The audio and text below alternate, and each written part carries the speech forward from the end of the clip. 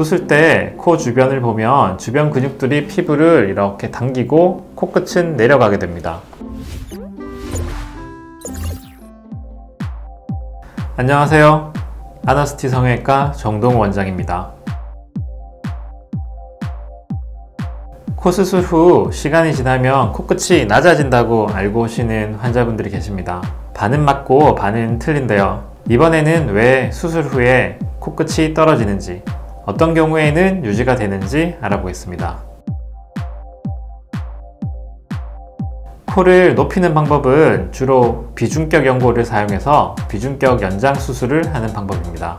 비중격이 연장되는 만큼 코가 높아지는 것이죠.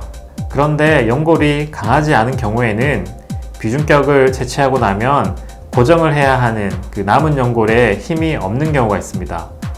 그러면 수술 후 한동안은 코가 높게 유지가 되지만 시간이 지나면 코끝이 낮아지게 되는 것이죠. 꼭 연골의 문제뿐만 아니라 근육도 영향을 미칩니다. 웃을 때 코 주변을 보면 주변 근육들이 피부를 이렇게 당기고 코끝은 내려가게 됩니다. 표정을 짓거나 말을 할 때 근육이 코를 내리는 방향으로 움직이기 때문인데, 코가 높아지면 그만큼 누르는 힘이 세게 작용하는 거죠.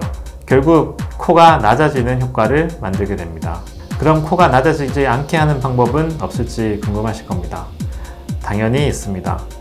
앞서 보여드린 비중격 이식을 전 비극점이라고 부르는, 간단히 생각하시면 인중 시작점, 여기 뼈까지 연장을 해서 하면 됩니다. 이식된 연골을 뼈가 받쳐주기 때문에 코끝이 내려오지 않게 됩니다.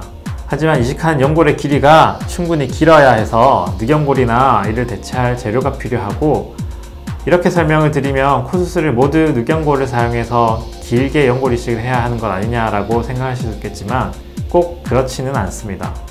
처음에 시간이 지나면 코끝이 낮아지는 경우가 반은 맞고 반은 틀리다라고 했는데, 비중격이 튼튼한 환자분들은 연골을 이식하더라도 단단하게 고정이 되기 때문에 유지가 잘 되기도 합니다. 따라서 CT나 내시경으로 연골이나 내부 상태를 자세히 확인한 다음에 수술을 어떤 방법으로, 어떤 재료를 사용해서 할지 결정하시는 것이 좋겠습니다. 지금까지 아너스티 성형외과 정동우 원장이었습니다.